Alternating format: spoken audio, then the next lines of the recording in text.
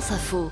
C'était il y a environ un an, un incendie volontaire visait le centre d'hébergement de sans-abri qui devait voir le jour dans le 16e arrondissement de Paris, geste criminel, qui disait beaucoup de la controverse qui accompagnait l'installation du centre dans ce quartier chic. Un an plus tard, pourtant, un deuxième centre pourrait s'installer à proximité pour y accueillir principalement des femmes sans-abri.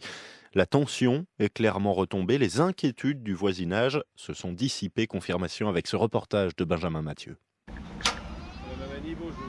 Un portail fermé, des gardiens, le centre d'hébergement d'urgence se veut exemplaire sur la sécurité. Mathieu Garin, son directeur, nous attend à l'entrée. Il y a 5 bâtiments, le bâtiment jaune pour les communs et les bureaux, le bâtiment rouge et le bâtiment blanc pour les personnes seules, et le bâtiment orange et le bâtiment vert pour les personnes en famille. Tout est fait ici depuis l'ouverture il y a un an pour ne surtout pas gêner les habitants du très chic 16e arrondissement.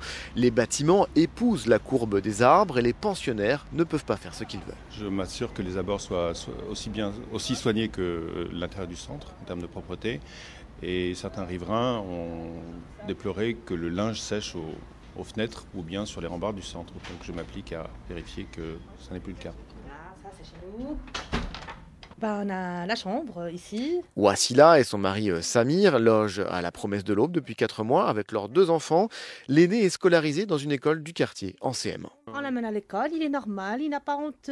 Quand leurs amis, tu habites où, Madeleine, ils lui disent j'habite au centre. C'est une vérité, voilà. Un ami à lui qui est vraiment très sympa, il invite chez lui. La dernière fois, je lui ai dit, madame, c'est pas possible d'inviter chez nous. On est dans une situation un petit peu dure. Elle m'a dit, on sait tout, on sait qu'est-ce qui se passe et tout. Merci. Allez, au revoir. Alors forcément, vivre dans le 16e, même quand on est dans une situation précaire, ça change un peu le quotidien. Stéphane vit ici depuis un an. En ce moment, je fais la sécurité école dans une école ici, juste à côté là. À Ranelagh, là, juste à côté. C'est vrai que quand je vois l'éducation des enfants, ils sont très très bien éduqués. On voit que c'est du haut de gamme, c'est la classe. Ils emmènent leurs gosses en Porsche, en tout ce que vous voulez, en Jaguar, en Maserati. C'est du haut de gamme parce que ici, c'est le 16e, c'est le top. Alors qu'il y a un an, 40 000 riverains signaient une pétition contre l'implantation du site. Depuis son ouverture, les dons affluent. Je montrer à monsieur le vestiaire. C'est plutôt des beaux vêtements, hein, regardez. Des vêtements notamment avec quelques surprises. Du vestige Saint-Laurent, ouais. Ted Lapidus, Agnes Bay. Agnès B. Ouais.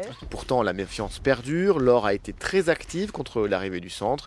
Elle promène son chien juste à côté. Nous, on a compris que c'était un précédent à une construction. C'est quand même un quartier vert. Il n'y a pas 15 000 quartiers verts dans Paris. Voilà, on aimerait bien que le bois de Boulogne reste le bois de Boulogne. D'ici 2 ans, le site sera démonté. Les places d'hébergement d'urgence restent, elles, majoritairement à 90% situées dans le nord et l'est de Paris. Reportage signé Benjamin Mathieu pour France 1.